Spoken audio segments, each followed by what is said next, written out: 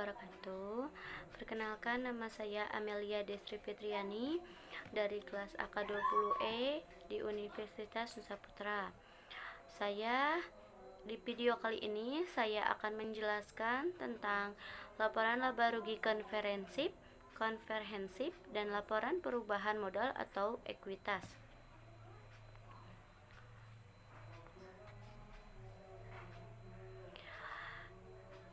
Laporan laba rugi konferensif adalah laporan yang mengukur keberhasilan kinerja perusahaan selama periode tertentu. Informasi tentang kinerja perusahaan digunakan untuk menilai dan memprediksi jumlah, waktu, dan atas ketidakpastian arus di masa depan. Istilah laba rugi atau Statement of Comprehensive Income mulai digunakan sejak diberlakukannya PSK 1 dalam rangka konvergensi di IFRS yang merupakan adopsi dari IAE 1 2012 Presentation of Financial Statement.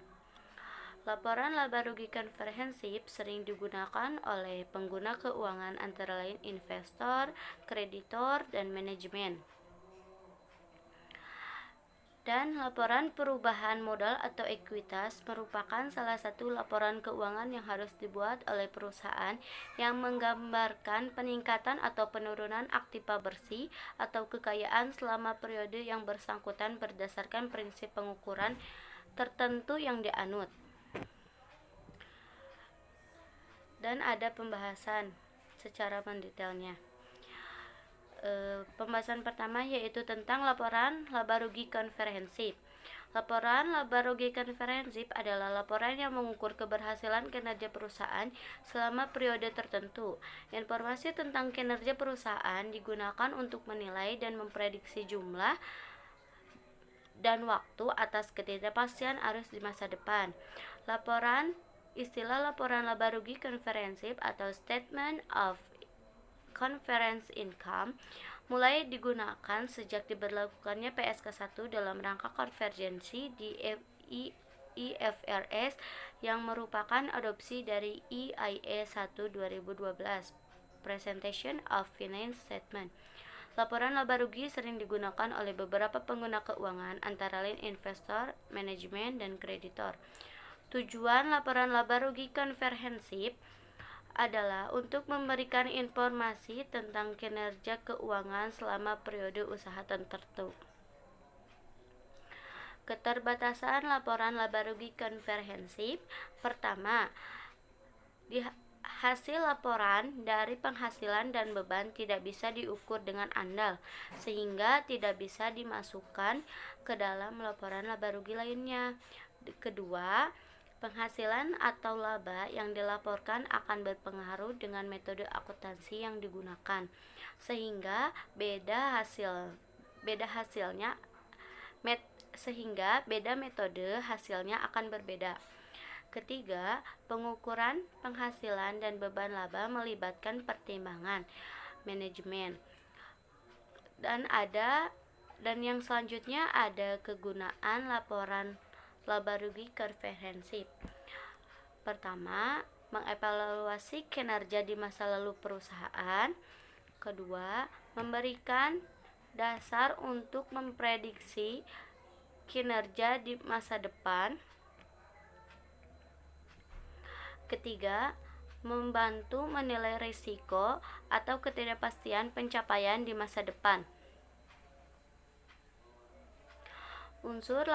Unsur laporan laba rugi adalah akun angkut pendapatan dan beban yang berkaitan dengan aktivitas utama perusahaan dan keuntungan dan kerugian yang muncul di aktivitas sekunder perusahaan. Komponen penghasilan konferensif lain adalah penghasilan yang didapatkan dari kegiatan utama perusahaan, yaitu misalnya hasil kegiatan penjualan barang dagangan dan penghasilan yang didapatkan dari kegiatan insidentil di luar transaksi utama perusahaan. Misalnya, penjualan aset tetap di atas nilai buku aset tetap tersebut.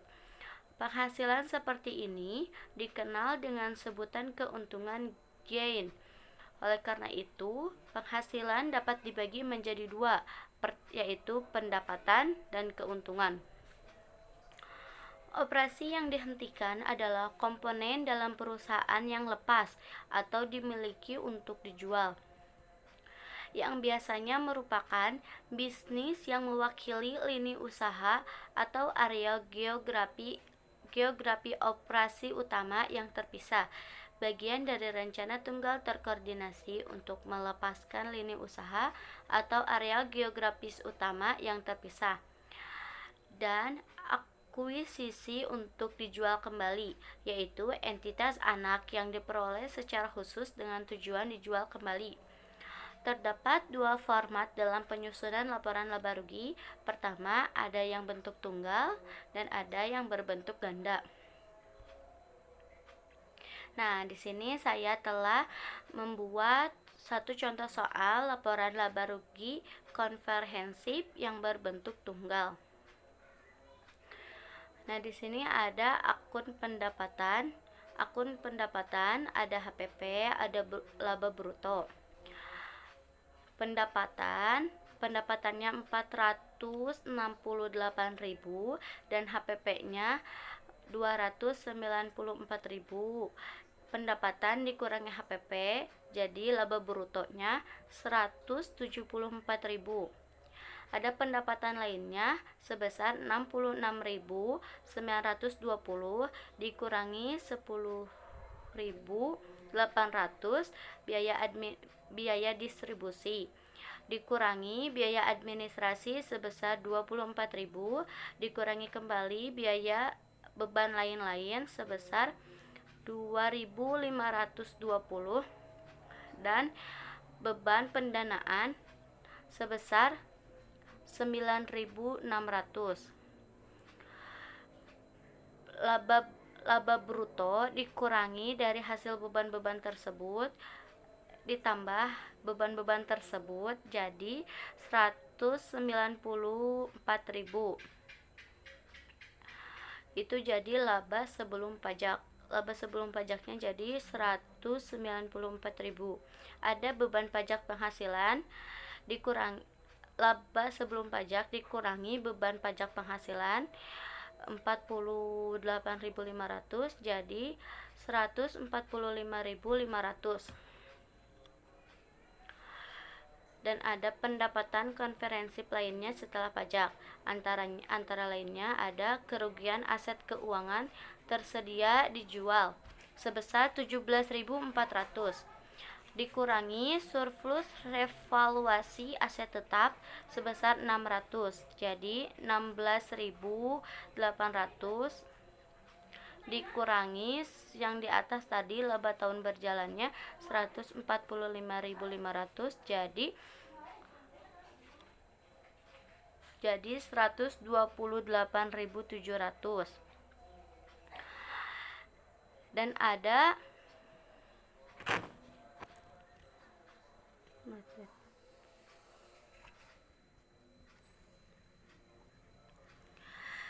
ada pemilikan entitas penduduk ditambah pemilik entitas penduduk sebesar 116.400 jadi dan ditambah kembali dengan kepentingan non pengendalian sebesar 29.100. Jadi yang tadi yang total pendapatan komprehensif tahun berjalannya ditambah jadi 145.500,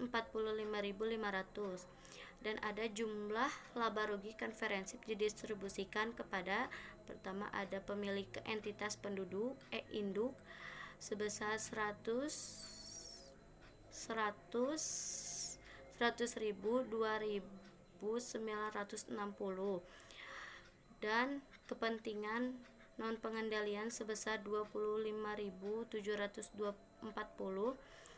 ditambah jadi 128.700. Dan laba per saham.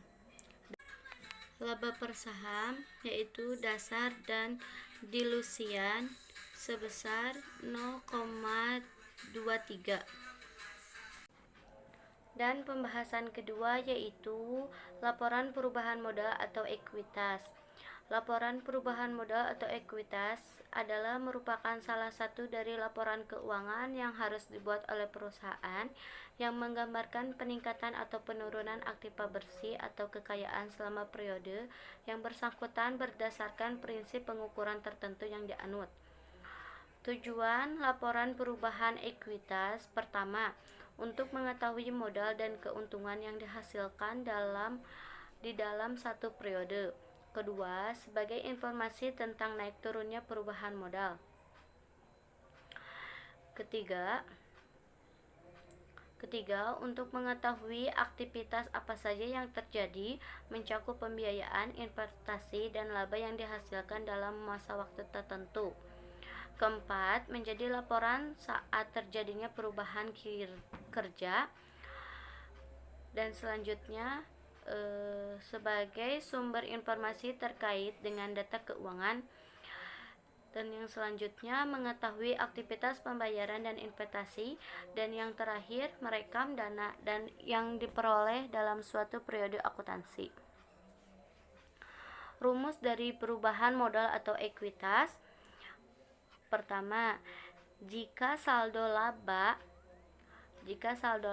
maka modal awal ditambah laba bersih dikurangi FRIF sama dengan modal akhir.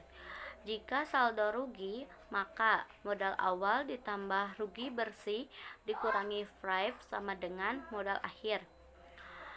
Komponen laporan perubahan ekuitas: pertama, modal awal. Kedua, pengaruh dari perubahan kebijakan akuntansi. Ketiga, pengaruh koreksi kesalahan periode yang sebelumnya. Keempat, saldo yang disajikan. Kelima, perubahan dari modal saham. Keenam, dividen. Ketujuh, laporan laba rugi pada periode terkait. Selanjutnya, keuntungan dan kerugian lain. Dan yang terakhir, modal akhir. Selanjutnya ada laba ditahan. Laporan laba ditahan adalah laporan yang dibuat untuk mengakumulasikan nilai laba yang ditahan dalam periode awal dengan laba bersih sehingga akan muncul laba ditahan akhir atau laba ditahan periode 31 Desember. Apabila ada pembagian dividen, maka pembagian dividen tersebut menjadi akun pengurang yang muncul pada laporan ini. Selanjutnya ada contoh soal laporan perubahan ekuitas. Pertama, ada modal, ada laba bersih, ada FRIF, ada kenaikan ekuitas, dan ada modal akhir. Modal awalnya sebesar 35 juta, laba bersihnya sebesar 2.550.000 dan FRIF-nya 1.500.000.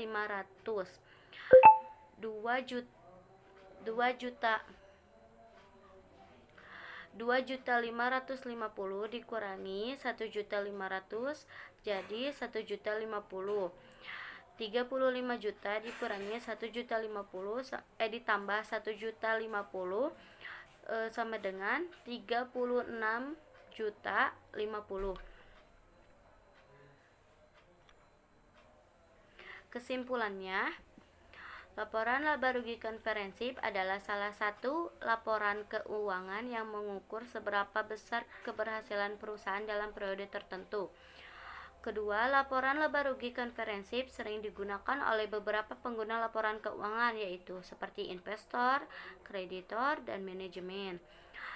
Elemen laba rugi yaitu pendapatan dan beban. Perusahaan dapat memilih penyajian laba rugi konferensif dalam satu periode dalam bentuk satu laporan atau tunggal, yaitu laporan laba rugi konferensif atau dalam bentuk dua laporan atau ganda yang terdiri atas laba rugi terpisah dan laporan laba rugi yang dimulai dengan laporan laba rugi berjalan. Operasi dihentikan adalah komponen dalam perusahaan yang dilepas atau dimiliki untuk dijual, yang biasanya merupakan bisnis yang mewakili lini usaha atau area geografis operasi utama yang terpisah. bagian dari rencana tunggal terkoordinasi untuk melepaskan lini usaha atau area geografis utama yang terpisah, dan akuisisi untuk dijual kembali, yaitu entitas anak yang diperoleh secara khusus dengan tujuan dijual kembali. Laporan perubahan modal atau ekuitas merupakan salah satu unsur laporan keuangan yang lengkap disajikan oleh perusahaan. Sekian video dari saya, mudah-mudahan bermanfaat. Maaf bila ada salah-salah kata. Wabillahi taufiq wal hidayah. Wassalamualaikum warahmatullahi wabarakatuh. Bye.